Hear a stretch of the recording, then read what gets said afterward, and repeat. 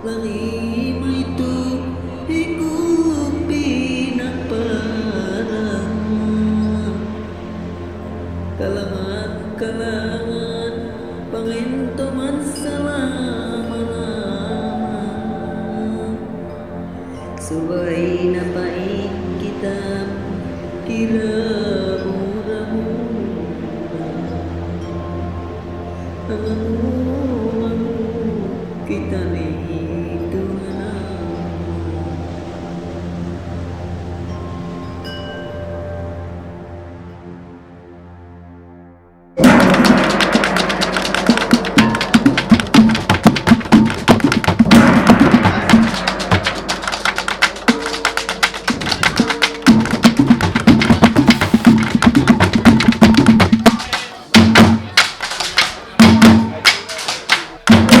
Magandang araw po sa inyong lahat. Ako po si Paulo C. Alamani, isa po kong katutubong sa Mabadyaw.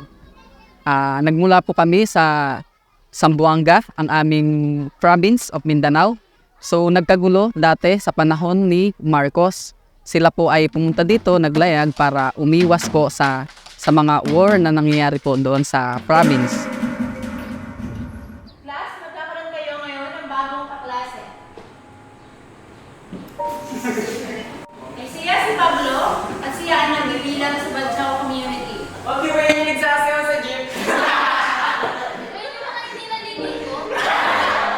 Pamarunong ko magpasayan? Tama na yan. Ako bilang isang sama Badyaw, hindi may pagpantay-pantay sa tingin sa akin ng isang tao. Nakakaramdam ako ng discrimination na kung saan nakikita nila ako bilang isang sama Badyaw. Sa words pa lang ng Badyaw, nandoon na yung pagtingin nila ay Badyaw yan, madumi, wala yang mararating masamang tao yan.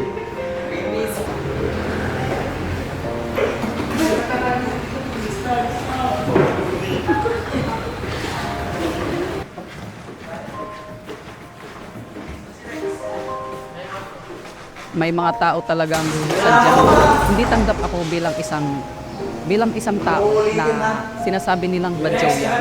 Yan ay madami, yan ay madumi, yan ay nanghihingi, yan ay walang pag-asa, yan ay walang mararating.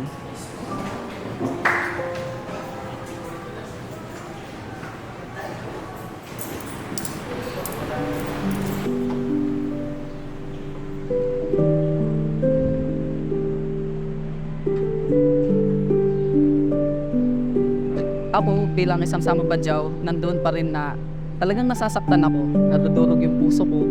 Kasi may mga tao talaga na sabihin man natin na tayo bilang Badyaw, iba sa kanila, pero hindi naman porket iba tayo sa kanila ay hindi na tayo tanggap. So ang aking mga nalalapitan na kapag may mga nakakaramdam ako sa aking isip, sa aking puso na nasasaktan ako, na naibibigay ko yung mga mungkahi ko na dapat kong sabihin sa pamilya ko, sa nanay ko, sa kaibigan ko, at sa mga taong tanggap ako bilang isang tao. Tanggap ako bilang isang tao, bilang isang kabataan ng sama Badyaw. Pero hindi rin naging madali. So, naging challenge sa akin, may mga struggle sa buhay ko. Pero nagpapasalamat pa rin ako at ganito ang naging matatag.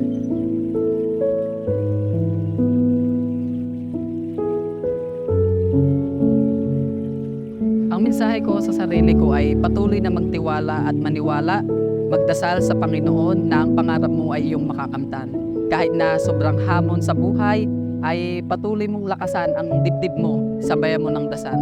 At ikaw bilang isang sama Badyaw na kabataan, ini-encourage kita, magtiwala ka din sa sarili mo, huwag kang mawalan ng pag-asa, patuloy ka pa rin magpatuloy, tumakbo ka sa karil mo kung ano man ang minimithi mo, kung ano man ang pangarap mo, dahil magiging halimbawa tayo sa komunidad na kung paano tayo bilang sama Badyaw, kung kaya nila ay kaya din natin.